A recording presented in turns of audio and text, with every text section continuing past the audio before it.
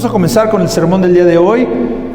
Vamos a la carta a los Efesios, capítulo 2, versículo del 1 al 10. Y les suplico que se pongan de pie, por favor, para dar lectura a la santa palabra de Dios. El título de este sermón lleva por nombre: el amor de Dios hacia los pecadores. Y dice la palabra de Dios, versículo 1 al 10. Y Él dio vida a vosotros cuando estabais muertos en vuestros delitos y pecados, en los cuales anduvisteis en otro tiempo, siguiendo la corriente de este mundo, conforme al príncipe de la potestad del aire, el espíritu que ahora opera en los hijos de desobediencia. Versículo 3. Entre los cuales también todos nosotros vivimos en otro tiempo en los deseos de nuestra carne, haciendo la voluntad de la carne y de los pensamientos, y éramos por naturaleza hijos de ira, lo mismo que los demás. Pero Dios, que es rico en misericordia, por su gran amor con que nos amó, aun estando nosotros muertos en pecados, nos dio vida juntamente con Cristo. Por gracia sois salvos. Y juntamente con Él nos resucitó, y asimismo nos hizo sentar en los lugares celestiales con Cristo Jesús, para mostrar en los siglos venideros las abundantes riquezas de su gracia, su bondad para con nosotros en Cristo Jesús. Porque por gracia sois salvos por medio de la fe, y esto no de vosotros, pues es don de Dios, no por obras, para que nadie se gloríe. Porque somos hechura suya, creados en Cristo Jesús para buenas obras, las cuales Dios preparó de antemano para que anduviésemos en ellas. Señor, esconde a tu siervo detrás de la cruz. Guarda mis pensamientos y mis palabras sean llevadas por tu Santo Espíritu a los corazones de los oyentes. Que seas tú, Señor, redarguyendo el pecado oculto que pudiera haber en los corazones de mis hermanos, para que en esta hora los saquen a superficie y sean lavados por el poder de la sangre de tu Hijo Jesús, y nos dejes limpios para poder seguir caminando en esta vida. En Cristo Jesús te lo pedimos. Amén. Tomen asiento, hermanos. El amor de Dios hacia los pecadores. Esa es una de las verdades más sinceras que tiene Dios para darnos. El amor de Dios a los pecadores. Tú que eres pecador, tú que eres pecadora, tú puedes recibir el amor de Dios. Es un mensaje consolador que encontramos en la Escritura, y es a través de esta porción de la Biblia, Efesios 2, versículos del 1 al 10, que el apóstol Pablo nos lleva de una condición de obscuridad, de una condición de penumbra, a una condición de luz, donde Él es la luz, donde esa condición oscura sin Cristo se termina. Ya no hay más condenación para ti. ¿Por qué? Porque tú vienes a la gloria de la luz que es en Cristo Jesús, y esa es una luz que trae la salvación a la cual tú ya vas a llegar. Muchas veces no alcanzamos a dimensionar lo que hace Dios, como el ejemplo que les puse ahorita con los niños del lodo y después el agua, cómo los lava. Ansiosos están ya de querer recibir el agua. Permítanme ilustrar esto que Dios hace por ti y por mí con un náufrago en el océano, en mares turbios, en aguas abiertas. Imaginen ustedes a alguien que está perdido en medio del océano, que no tiene esperanza, que está luchando. No hay ni siquiera eso que nos ponen en las películas, como siempre hay un náufrago y siempre hay un tronco, ¿verdad? Donde está agarrado. Bueno, piense usted que ni siquiera el tronco está ahí para que esta persona se agarre. Está luchando para mantenerse a flote. Sus fuerzas ya se han agotado y parece conscientemente que todo está perdido para esa persona. Entonces, de la nada aparece un barco a lo lejos y se va acercando a su dirección. Le lanzan un salvavidas cuando el barco llega a estar próximo a él y milagrosamente lo rescatan. Este rescatado, yo les pregunto, amada iglesia, ¿se pudo haber salvado a sí mismo? Si no llega el barco, ¿cuál era el fin de ese hombre desgraciado?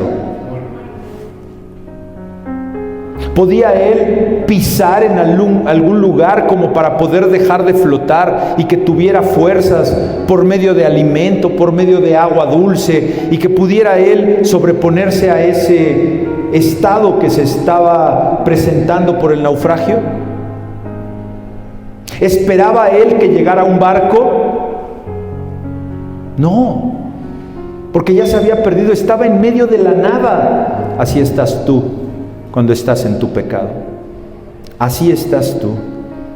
Porque muchas veces, la mayoría de las veces, con el pecado viene, como dice mi mamá, junto con pegada la desilusión y el abandono que tú crees que Dios te dio. El desánimo. Te sientes indigno, indigna, y estás peleando y sabes que estás perdido y tus fuerzas se están agotando, y va a llegar un barco. Ese barco es la salvación. Ese rescate es Cristo, que aún tú siendo pecador, Él reconoce lo que hizo en un principio, desde antes de la fundación del mundo, en ti, que eres una hechura de Él, que Él te hizo y no te va a abandonar. Tú eres ese náufrago tal vez hoy en tus pecados y en tus concupiscencias. Esto es lo que Dios hace por ti y por mí, hermanos. Preparen por favor Salmos 4:2, Salmos 4:2, porque hermano, es en esa condición de pecado que nos estamos hundiendo. Tú te estás hundiendo, tú que me escuchas en las redes sociales. Tal vez hoy tú te estás hundiendo y por eso este mensaje está llegando como un barco a salvarte, náufrago de días, donde tus esperanzas ya estaban perdidas. Hoy el Señor te viene a salvar y te viene a decir: aquí estoy y vengo por ti. Es a veces que estamos en esa condición que nos estamos hundiendo sin podernos salvar, pero su gracia nos alcanza. Su gracia hoy te alcanza y te rescata a través de Jesucristo. Dice la Escritura, Salmos 40, por favor. Me sacó, ¿dije 4? Discúlpenme, dije 4, es Salmos 40.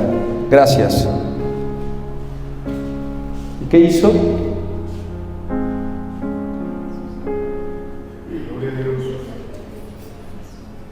Ahí estás tú y ahí estoy yo. Te hizo sacar del pozo. No hay veces que nos sentimos, hermanos, ¿verdad? Que ya no sabes qué hacer, que ya no sabes qué va a pasar. Nos hizo sacar. ¿Quién? El Padre. ¿Por medio de quién? De su amado Hijo Jesucristo. Y después puso tus pies, náufrago, ¿dónde? Sobre una peña. ¿Y por qué dice peña el salmista? Porque no es un terreno plano donde incluso la lluvia puede inundar. Es en una peña donde tú vas a sobreponerte a los problemas que estás viviendo.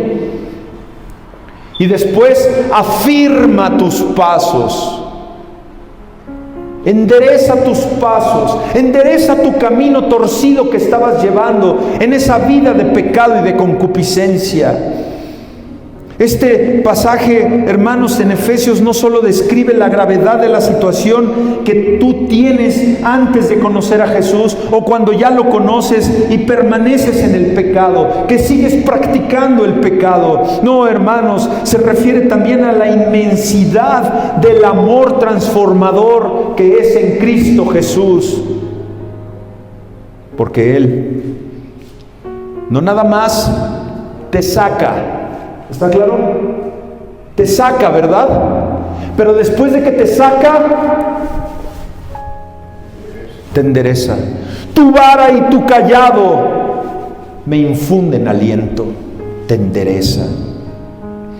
Así que nuestra condición sin Cristo, ¿cuál es la condición de la humanidad sin Cristo? Que están muertos a sus pecados. Vamos al versículo 1 y al 3 de Efesios 2. En que Pablo está comenzando esta carta describiendo nuestra condición antes de que experimentemos el amor de Dios.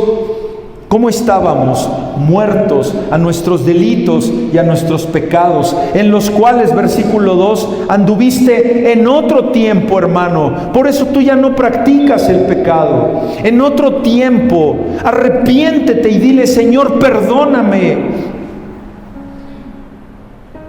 Una vez que ya estás rescatado en ese barco, le das gracias a Dios y esperas a que Él enderece tus pasos. No es cuando estábamos muertos a nuestros delitos y a nuestros pecados, no era un estado de debilidad. Cuando tú estás inmerso en el pecado que no quieres dejar, no estás débil, no estás enfermo de pecado, estás muerto en totalidad. Eres incapaz de responder a Dios a menos que te arrepientas, a menos que le digas: ayúdame, Señor, porque yo en mis fuerzas no puedo. Una pregunta, hermanos: ¿cuál era la naturaleza de nuestra muerte espiritual? Está Pablo diciendo en el versículo 2 que seguíamos la corriente de este mundo, que no a veces estamos inmersos en esos problemas por seguirle la corriente a una persona, porque escuchamos el consejo de una persona que no teníamos que haber escuchado ese consejo. ¿Quién te puede dar un consejo? Alguien que está en Cristo, alguien que conoce de la palabra, alguien que lleva una vida recta, alguien que tiene en santidad su vida, que gobierna con autoridad a su casa y con amor trata a su esposa y a sus hijos, y que es manso. Esa sí te puede dar un consejo. Este príncipe del cual está hablando el apóstol Pablo, el príncipe de la potestad del aire, ¿quién es? Satanás. Él es el que gobierna, Él es el que gobierna a los hijos de desobediencia. Cuando tú desobedeces es porque tu mente está gobernada por Satanás, y Satanás quiere gobernarla. ¿Qué debemos hacer? Hacernos una limpia, ponerte un ojo de venado, ponerte tu pulserita de un chinito del amor, vestirte con la armadura de Dios, y Él hará huir a tus enemigos. Nada más. No le busque tanto, hermano. Nuestra naturaleza pecaminosa, versículo 3, ¿qué estaba haciendo? Pues estaba haciendo la voluntad ¿de quién? De la carne. La carne es la que quiere que nosotros pequemos. La carne es la que le quiere dar gusto al 1% de tu cuerpo, aunque tu cerebro sabe que el daño que te estás haciendo con la comida que estás comiendo. Tu lengua, que es el 1% de tu cuerpo, es la que se satisface al probar ese alimento que te está matando. Y que mucha gente dice: de algo me he de morir. Claro, claro. Porque cuando tú pones a Cristo delante de ti, te cuidas por amor al templo del Espíritu Santo.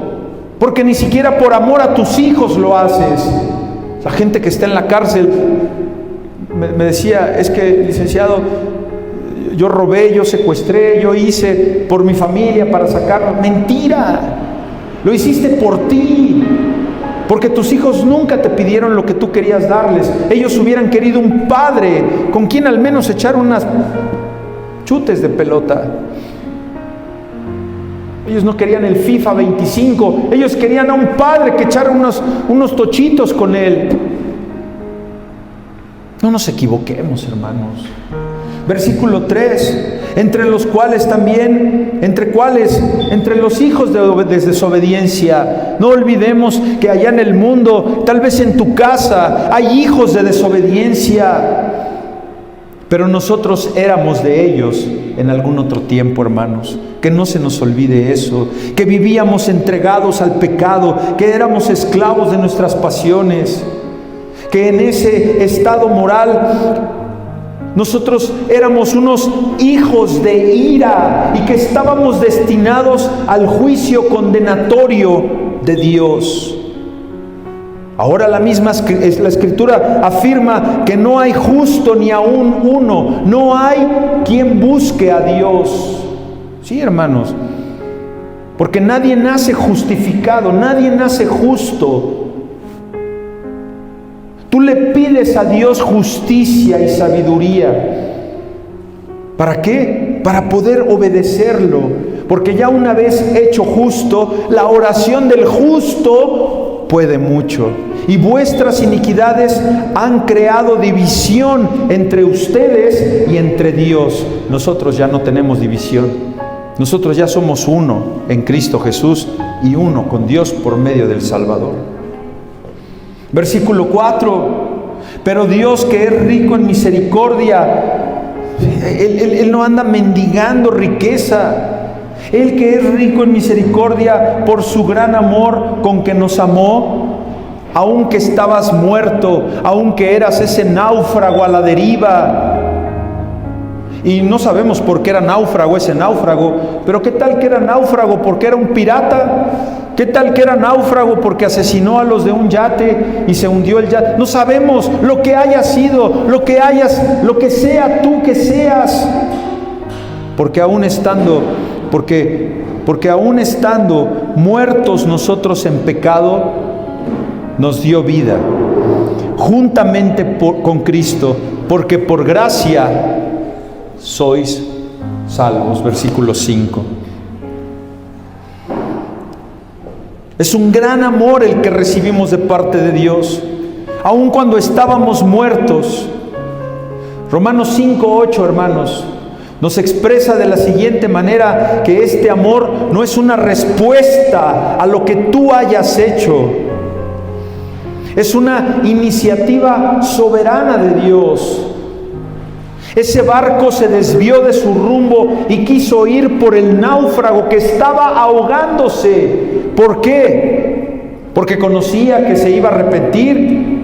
¿Porque lo quería ayudar? No, porque simplemente quiso el capitán del barco desviarse.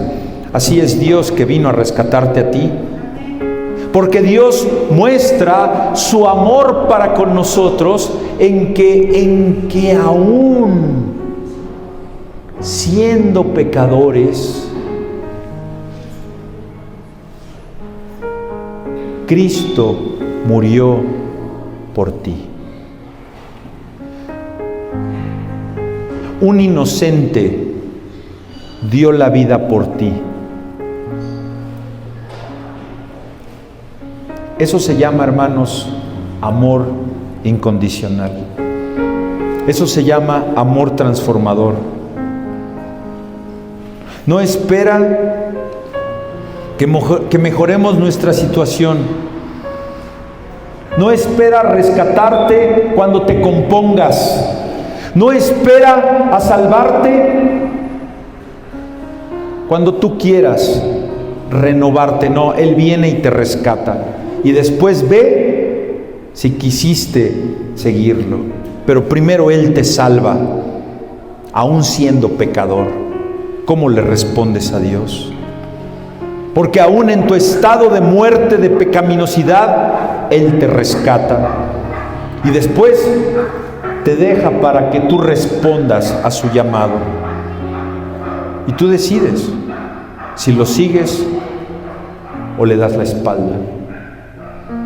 La salvación, hermanos, que es por gracia, nos da una vida nueva. Versículo 6. Y juntamente con Él, con Cristo, nos resucitó. Y asimismo nos hizo sentar en los lugares celestiales con Cristo Jesús. 7. Para mostrar en los siglos venideros las abundantes riquezas de su gracia en su bondad para con nosotros en Cristo Jesús. Porque, ¿ya lo viste? No por hacer una oración de fe, no por llevarle tortas a los familiares de las personas que están en los hospitales, no por llevar camionetas de ropa a los necesitados en la sierra, por gracia, hermanos, por medio de la fe, y esto no es de ustedes, pues es don de Dios. Y versículo 9, no es por obras. ¿Para qué? Para que nadie se gloríe. Vamos a salir a predicar al banquito. ¿Para qué? Para cumplir con la gran comisión, hermano. No para ver cuántos vienen a congregarse después de escuchar el Evangelio. No vienen porque todavía no es su tiempo, pero aquí vamos a estar. Y aquí estaremos, porque aquí hemos estado. Y han venido los que han querido. Y los que no, ya se fueron. Pero oramos para que regresen. En que esta salvación que Dios otorga es un regalo. ¿No le gusta recibir regalos a usted? A mí sí. Un detalle, ¿verdad? Luego hasta los detalles más insignificantes son los que más saben. La semana pasada una hermana llegó al final y se acerca conmigo y me da así como cuando le das algo, como cuando le dabas una mordida al policía que te paraba el día de no circula, agarra, me hace así y me pone así en mi mano, ¿no? Y me dice, tenga, pastor. Me regaló un mazapán de la Rosa. Es lo que más disfruto, hermanos. Anótelo, Cuando mi cumpleaños, mazapanes de la Rosa. El mediano, ni el chiquito ni el grandote. El mediano me alcanza para mi café. Esos detalles, hermano, que no te esperas. Él te da un regalo que no esperas. Porque cuando más inmerso en el pecado estás, Él viene y te rescata. Jesús nos resucitó consigo mismo. Si alguno está en Cristo Jesús, ¿qué es? Nueva criatura. Nos sentó en lugares celestiales, dice el versículo 6. Nos resucitó de la muerte física y nosotros somos resucitados de una muerte espiritual.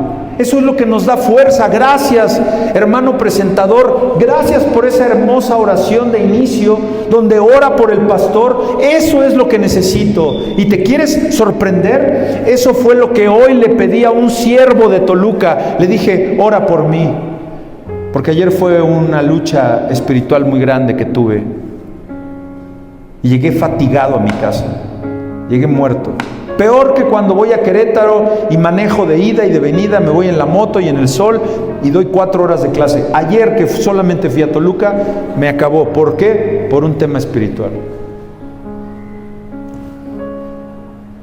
Fue mi regalo, hermanos.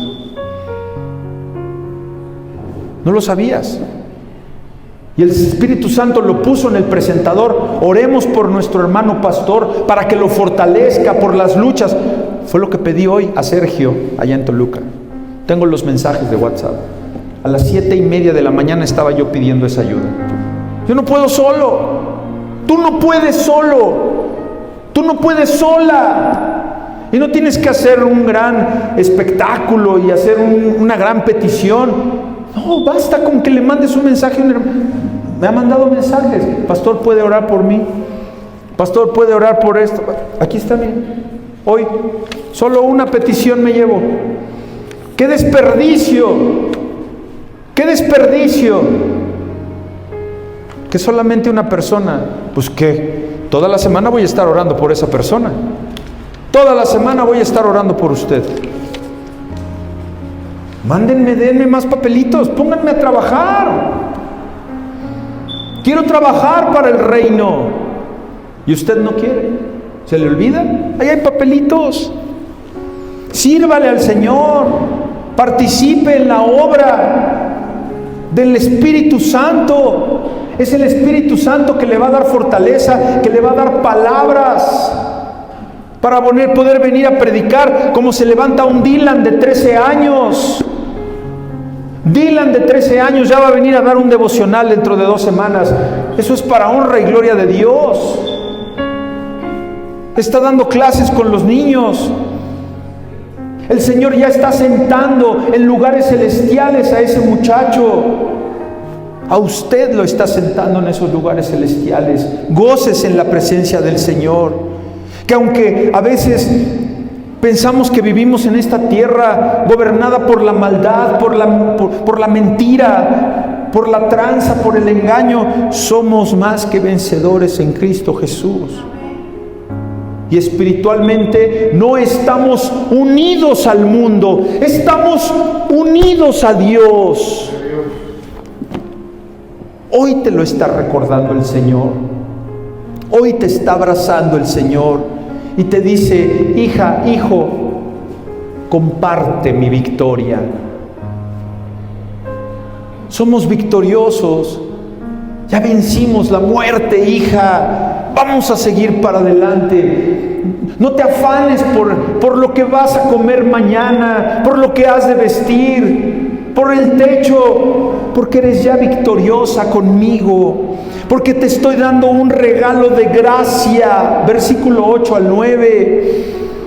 Y no es por tus obras, o sea que déjate de preocupar por tanta tontera y tanta tarugada que haces. Ya, déjalo atrás, ven a mí.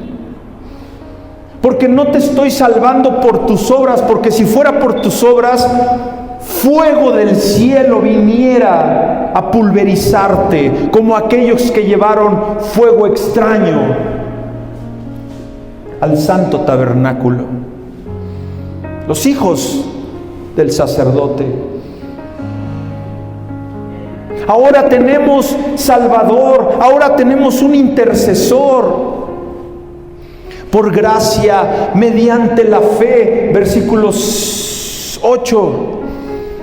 Y esto no de vosotros, no eres tú, no hiciste nada para que yo viniera. Es un don de mi Padre, dice Cristo. Tito 3:5. La carta a Tito es una enseñanza que podemos ver en toda la Escritura. En que el Señor nos salvó. Fíjese lo que dice Tito 3:5. Nos salvó. ¿Nos qué? Nos rescató. Era necesario, hermano, que Dios te rescatara como a mí me rescató en algún momento donde estábamos perdidos. ¿No te acuerdas cómo estábamos perdidos? Donde creíamos que no había salvación, donde llegué a pensar, cuando veía yo la luz al final del camino, cuando me reencuentro con mi novia de la preparatoria y que me muestra el camino que era en Cristo, y que empiezo a ver y digo, pero no puedo. Apenas hace 13, 14, hace 15 años yo decía, pero esto yo no puedo. Yo no puedo dejar este pecado. Sé que estoy muerto, sé, pero no puedo. ¿Y qué me dice el Señor? No es por ti, no es por ti, es por mí que soy Dios, que te amo tanto, Héctor, que vas a poder. Y pude, tú pudiste, usted está pudiendo, porque no es en tus fuerzas, hija, es en las fuerzas que el Señor te está mandando en este preciso momento, y por eso te trajo aquí. Por eso, hermanos, porque nos salvó no por obras de justicia, por algo que yo hubiera hecho, sino por su misericordia, Por eso nos salva. Evangelio de San Juan, capítulo 1, versículo 12 y 13. Juan 1, 12 y 13. Evangelio. A todos los que le recibieron, ¿qué? Y que creen en su nombre, les dio autoridad, les dio el derecho de ser hijos de Dios. ¿Sabes cómo puedo ilustrar esto? ¿Sí? Tú tienes sobrinos, ¿verdad? Que a veces al sobrino le decimos, hijo, pásale hijo, ¿sí? Pero no es tu hijo, es el hijo de tu hermano, de tu hermana. Ese muchacho al que le dices hijo, tiene derecho continuo a venir a tu casa para empezar a que le des una llave de tu casa y que pueda entrar y usar todo lo que hay en el refrigerador y que pueda entrar a tu habitación, tomar una toalla para irse a bañar cuando él quiera. Lo dudo mucho, porque es tu sobrino y le dices hijo. Oh, hijo es el que vive ahí, hijo es al que tú reconoces como hijo y que lo tienes en tu gracia, en tu potestad como hijo, al que le das el derecho de todas las cosas, ¿sí o no? Que incluso cuando nos morimos les vamos a heredar, ¿sí o no? Bueno, aquí lo tienes. Los que creen en su nombre les dio el derecho de ser llamados hijos de Dios. Tú eres hijo de Dios, créelo. Ahora sí, empodérate en la palabra, no en mis palabras, en la palabra de Dios que hoy te vengo a presentar y que hoy te dice, ¿recibes a Cristo? Él te dio autoridad de que ahora eres llamado hijo de Dios. En que el amor de Dios hacia los pecadores no solo nos rescata, sino que nos asegura de toda la gloria. Tú ya siendo hijo no nada más tienes derecho de tomar una toalla, de tomar un yogur, no, tú tienes derecho incluso de heredar esa casa. Porque si tu padre y tu madre, que te reconocieron como hijo, como Dios te está reconociendo, y tú te mueres sin un testamento, se tiene que abrir un juicio intestamentario. ¿Y qué crees? Tienes derecho a recibir la herencia, aunque hayas sido la oveja negra de la casa, por solamente haber sido hijo del muerto, del de cuyos, tienes derecho a la herencia. Te lo está presentando el Señor, porque somos hechura suya, dice el versículo 10, que aunque las buenas obras no son el medio para nuestra salvación, hermanos, son el fruto inevitable. No es por obras para que te salves, pero si tus obras no muestran tu salvación, tu fe es muerta. Tienes que demostrarlo. Tenemos una vida verdaderamente transformada, es que tenemos obras. ¿Y cuáles son las obras en algunos de nosotros? Apenas el esfuerzo que estás haciendo. El Señor sabe que te cuesta trabajo, sabe que estás decidiéndote venir a la iglesia hace 5 meses y no vienes. Te está esperando el Señor, pero que no sea tarde, porque el barco puede pasarse de largo. Ven a Cristo, porque Él te va a fortalecer, porque ya eres hijo de Él, ya tienes derechos adquiridos en Él. Te está esperando. Y no para que vengas es que ábrele la puerta de tu corazón a Dios. ¿Quién eres tú para abrirle la puerta? Ven a mí, Cristo, ven a mí. O sea, ve la orden, ¿Cómo? Es que ahora sí ya. Ahora sí. ¿Ah? Me salvé de la sentencia de 18 años. Sí, tienes razón, hermana. Ahora sí. Ven a mí, Cristo, pero ahorita. No, mañana no, Ahorita. Que se dice ahorita, ¿verdad? Ahorita ven a mí. Cuánta soberbia y cuánta arrogancia hay en esa oración. Señor, yo voy a ti, porque tu misericordia es para siempre y tú eres justo y verdadero. Y nadie que quiere ir al Padre va a recibir una piedra como el hijo que le pide a un padre pan. No le va a dar una piedra. Este Dios muestra una identidad constante. Nuestra identidad como nueva creación es una palabra hechura. En el griego viene de un vocablo poemia, que se puede traducirse, esa palabra de hechura, es decir, que somos una obra maestra, hermanos, que Dios nos recrea en Cristo como una obra perfecta de admirar, donde los ángeles se admiran de la creación de Dios y lo alaban y le dan la gloria por la eternidad que nosotros vamos a estar, donde los redimidos, donde los que recibimos, los que nosotros quisimos ir a Cristo, vamos a disfrutar en esa eternidad. Y vamos a reflejar la gloria de Dios. Y ya la estamos empezando a reflejar en parte, pero a veces caemos, a veces nos cansamos. Es normal, hermanos, porque a veces es demasiada la carga. Dice Santiago 2:26, que confirma esta verdad. Así como el cuerpo,